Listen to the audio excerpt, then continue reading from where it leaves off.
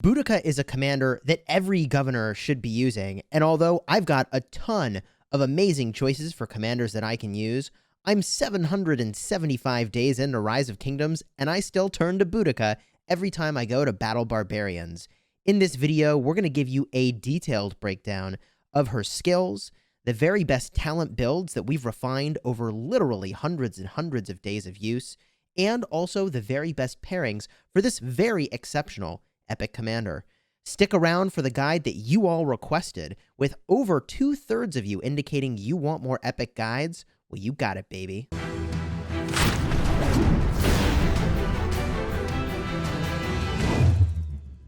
Hello, my friends, and welcome back. I'm Chisgule Gaming. Today, we're talking about Boudica, who is one of the first 3 epics that I think every governor should invest in. In fact, I still argue that everybody should start with the civilization Britain and then work on Boudica as their very first epic project in Rise of Kingdoms. So we were way overdue for doing a refresh on this guide, because the other 2 commanders you should be thinking about are Sun Tzu and also Joan of Arc, and I realized we had guides for both of them updated, but not for Boudica. So here we are, giving you the latest and greatest information. If you like Rise of Kingdoms guides that help you get value and smash your enemies, consider smashing that subscribe button for daily Rise of Kingdoms videos and commander guides. As a sponsored content creator, I'm giving this commander my A++ seal of approval. Boudica is a glass cannon, but the reason she holds up so well in 2020 is this skill right here.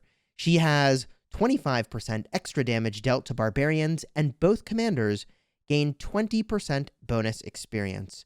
She is a peacekeeping commander, which makes her one of the most efficient barbarian hunting commanders in the game, and I use her literally every day as a primary commander for running around and battling barbarians, along with also Lohar and a few other peacekeepers. Now, I mentioned that she's a glass cannon, and what I mean by that is that she does tons of damage, but doesn't really have a way to take damage well. So she's very well suited for either damaging targets in combat that aren't hitting her back, or for battling barbarians, as I've already described. She is an integration, peacekeeping, and skill tree commander, and as of the time of this recording, the integration tree is really extremely unimpressive, and I would recommend it almost never. So I think she generally is better as a secondary commander. And the good news is that she doesn't care about a specific type of troop, so you can pair her with just about anybody, or if you're in the early game in Rise of Kingdoms, you can use a mixed army with her as the primary, and that's totally fine too. Now, if we get a look at the skills, her first skill does a direct damage factor of 1,000, which is very significant.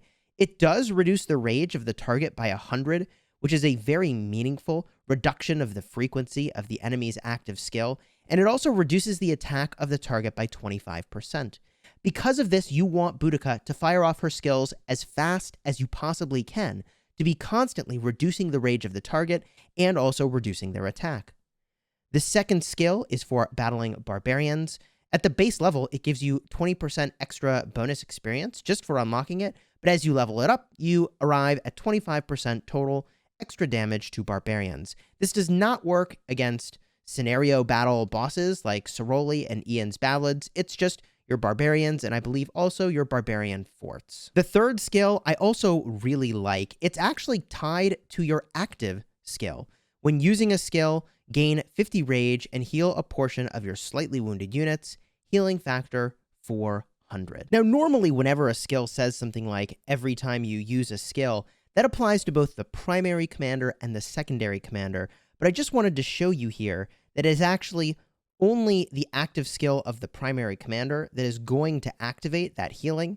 Here we see it happen once, and there's the secondary commander firing off their skill, and there was no extra heal. The heal at the very end comes from talents for completing the battle. So this third skill will fire off only when Boudica uses her active skill, but this is even more reason that you want a lot of rage generation and restoration on Boudica as much as you can get, because now your active skill is not only reducing the attack of the enemy, reducing the rage of the enemy, but it's giving you more rage too. The more rage you generate, because of this skill right over here. Also, you'll do a whole heck of a lot more healing, and that healing is really the only thing she does to kind of help with the sustain of her march.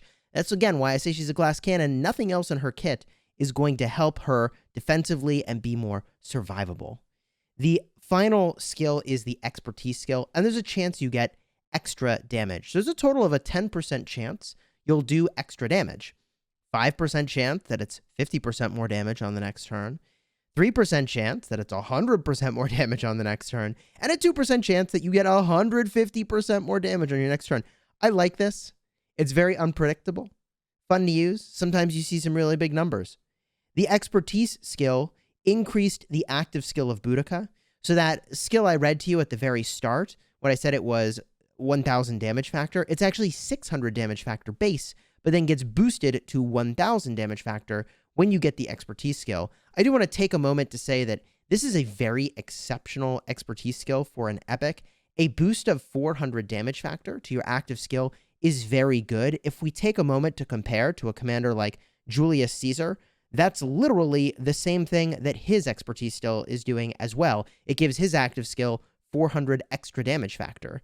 So yeah, the expertise on Boudica is really very exceptional and is a meaningful amount of damage factor on that active skill. If we take a look at the talents, there are not a ton of builds I would recommend for Boudica purely because the integration tree is just not amazing. I don't put a single point into the tree in most cases, and there are a few standout talents that we'll talk about in just a bit. Let's review 3 different builds that I think are really great. The first one I'm showing you here is a Barbarian battling build. Not Barbarian forts, but Barbarians in the field. My recommendation, if you're using this commander in the very start of the game, is to go first to get Insight, then also to get Quick Study. This is going to reduce the action point cost required to battle Barbarians and give you more experience for it. I also would get the extra march speed, and if you're going to need resources, and spoiler alert, you will, max out Trophy Hunter to start getting value right away. From there, you've got a couple choices. If you wanted more march speed, you could finish off that part of the peacekeeping tree and go for Thoroughbreds. Alternatively, you can make your way over to Rejuvenate to get that sweet, sweet Rage engine rolling. The Rage engine that I described is that combination of her third skill, generating more rage, with a talent like Rejuvenate, which is going to give you an extra 60 rage whenever the primary commander and secondary commander use an active skill. That's 120 rage per cycle. So if you combine the Boudica Rage Restoration and also Rejuvenate Restoration, that's a grand total of 170 rage every skill cycle, which is really quite nice. From there, I think you should just make your way to Curing Chant, get a little bit of extra sustain when you're battling Barbarians, and you get some healing after every single fight. Also, there's a lot of Barbarian battling talents along the way. The last thing I went and I picked up is some extra march speed to move around the battlefield. You get a few other perks along the way over there, and I picked up Naked Rage for my final 2 points here because, look, I'm going to do a lot more skill damage than the Barbarians are that I'm battling. So I said, okay, I'll take the extra damage even though I take more damage.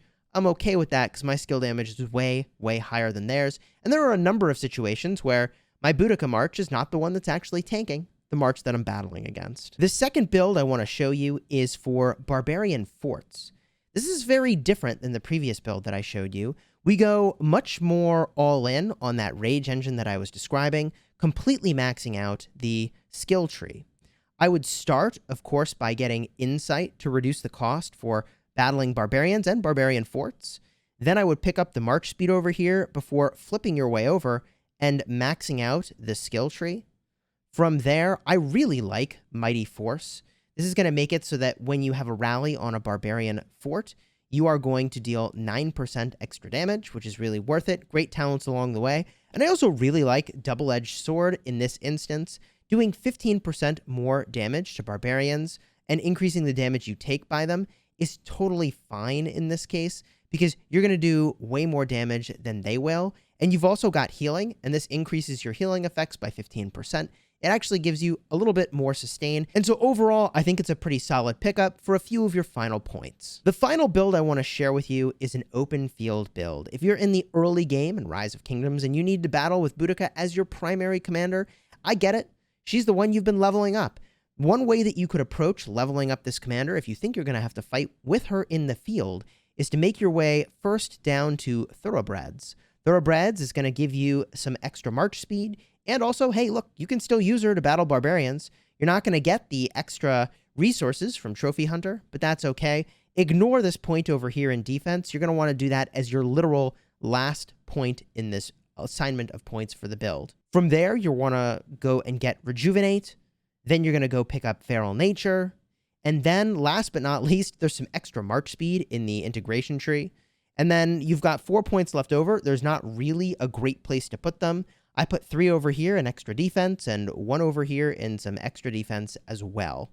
This is a build that you can use in the early game. I would avoid Naked Rage because, yeah, man, Boudica is not suited to taking skill damage. So if you're battling other players, people will try to focus you down, especially if she's the primary. So I would recommend avoiding something like Naked Rage for battling other players. And I did put Charge on here to get some extra march speed when your march gets low on health.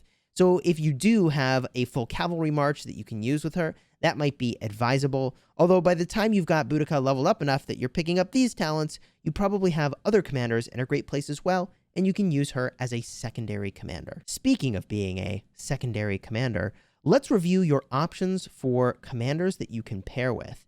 You've got some really good ones, and a part of what makes Boudica so exceptional is you can pair with any of these commanders for a great outcome. Let's first review some of the epics. The Sun Tzu is a great pairing. They both generate lots of rage. Boudica wants that rage engine, and Sun Tzu delivers it because, man, when you do area of effect damage, the more targets you hit, the more rage you generate. This is a top-tier natural pairing for Boudica. Herman, also a top-tier natural pairing, in part because he also is reducing the rage of the target. He also is generating more rage from the 4th skill. They are a very top-tier pair. Another noteworthy mention is Kusunoki. If you can bring full archers, use her as the secondary, I think that's a great combination for doing some damage. Kusunoki wanted a rage engine, Boudica delivers it. Although Kusunoki doesn't contribute very well to the rage engine, he still benefits from the extra rage provided by your Boudica. The next commander we can get a look at is Scipio. The Scipio squad.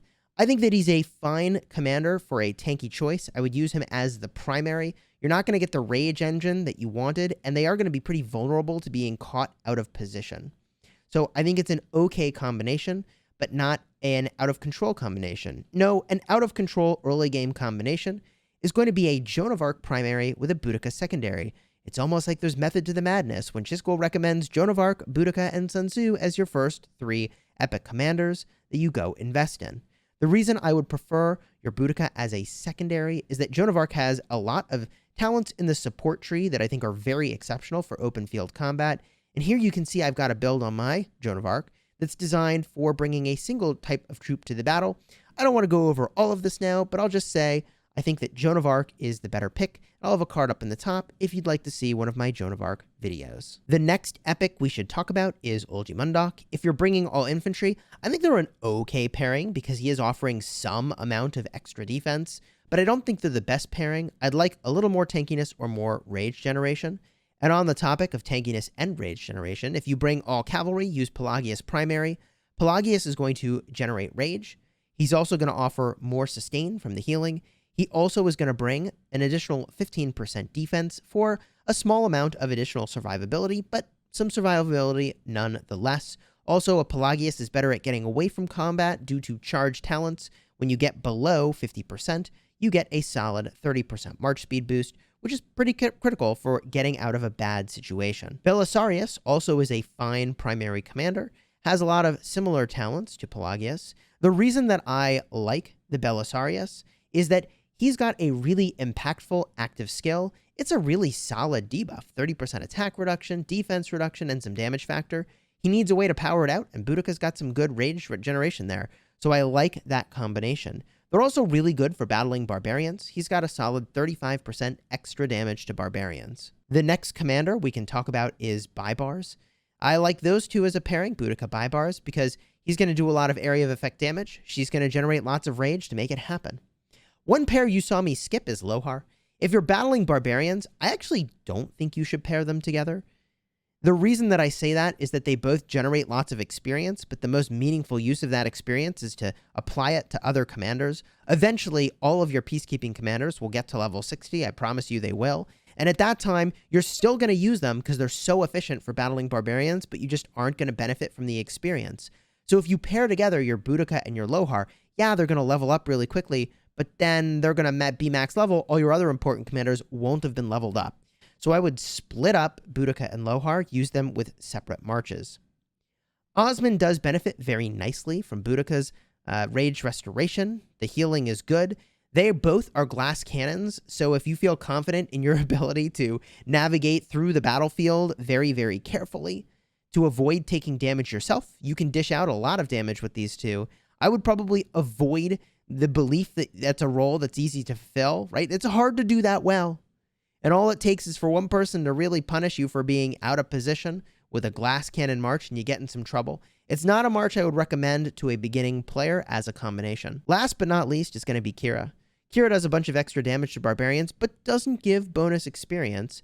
I still feel you would generally want to split up your peacekeepers, as I was describing earlier, but if you were running around and battling with all archers, and that's the thing you wanted to do, the Boudica-Kira combo is actually a fine combination that you can use.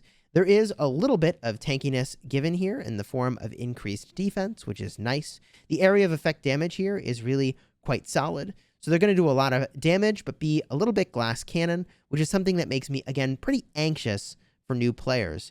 So if I'm rating my top tier epic picks here, in order, my number 1 is Sun Tzu, my number 2 is Joan of Arc, my number 3 is Pelagius, my number 4 is Herman. Those will be my recommendations for epic pairings for open field fighting.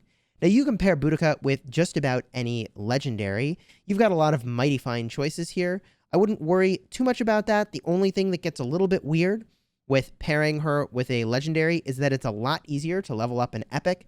So you may be tempted to use her as a primary for a time because, you know, your legendaries might be significantly lower level, and the level of your commander very significantly influences the number of troops that you can bring to the battlefield. Now, depending on how you're going to use your Boudica, I'm going to recommend that you skill her up differently. If what you want to do is focus first on battling barbarians, max the first skill, consider maxing the second skill before you star her up more, and then proceed to take her to max star level and work on her skills. Epic commander sculptures are relatively easy to come by, and you're going to assign so many to her in the early game, you don't have to worry about the perfect order of unlocking and maxing out these skills. The thing that I will say you must do, though, is certainly max the first skill before you proceed.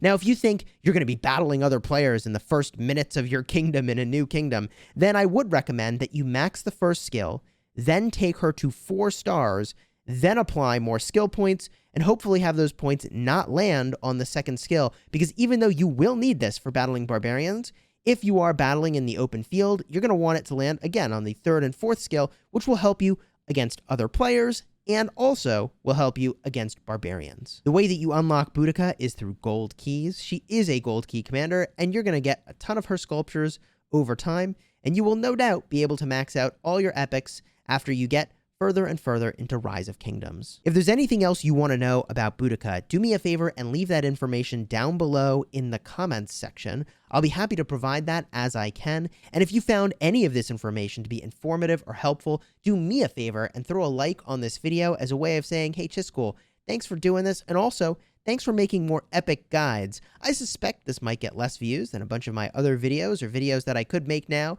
but if you all want or need an epic guide, gosh bless, then we'll make it for you. So here is the remastered Boudica guide in 2020, fall of 2020, for Rise of Kingdoms. I think this guide will be relevant for a very long time, and enjoy using this glass cannon peacekeeping commander to smash barbarians and smash your enemies.